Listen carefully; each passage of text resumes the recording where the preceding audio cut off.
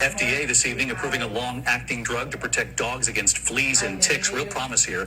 The drug Bravecto Quantrum is given by injection. It must be prescribed by a licensed veterinarian. Potential side effects could include muscle tremors and seizures.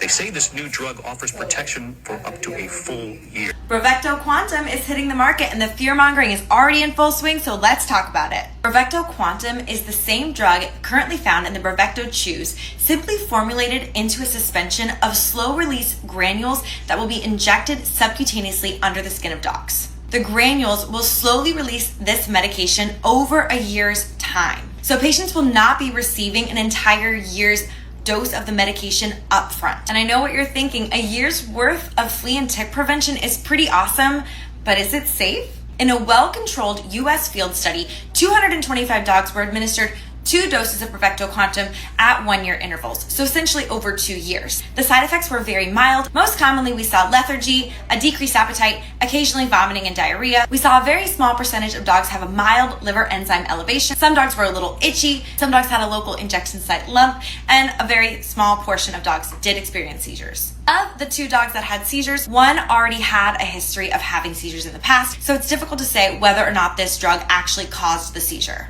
This part really hurts my heart, but I understand why drug companies have to do this. They took 32 healthy beagles and they injected them with the normal dose, 3 times the dose, and 5 times the dose at 4-month intervals to assess the safety margin. So essentially, these dogs were purposefully and intentionally very overdosed. Fortunately, but still very sadly, only 1 dog in the study had to be euthanized. This dog was taking 3 times the recommended dose of the Bravecto Quantrum every 3 months for over a year before he was euthanized. So overall, this appears to be a very safe and well-tolerated medication. However, we do know that some dogs can develop seizures when they are taking drugs from the isoxazoline family. So I would not use this in any dog that did not have a history of taking that product before without any adverse reaction. This includes medications like Simparica, NexGard, and Bravecto. I would want to make sure that the dog can handle the oral formulation of that without any problems before injecting anything into them subcutaneously, because once it's injected, I can't take it back out. But if the patient has regularly been taking one of these medications for years and has had no issues, I would have no hesitations with administering this injection for them.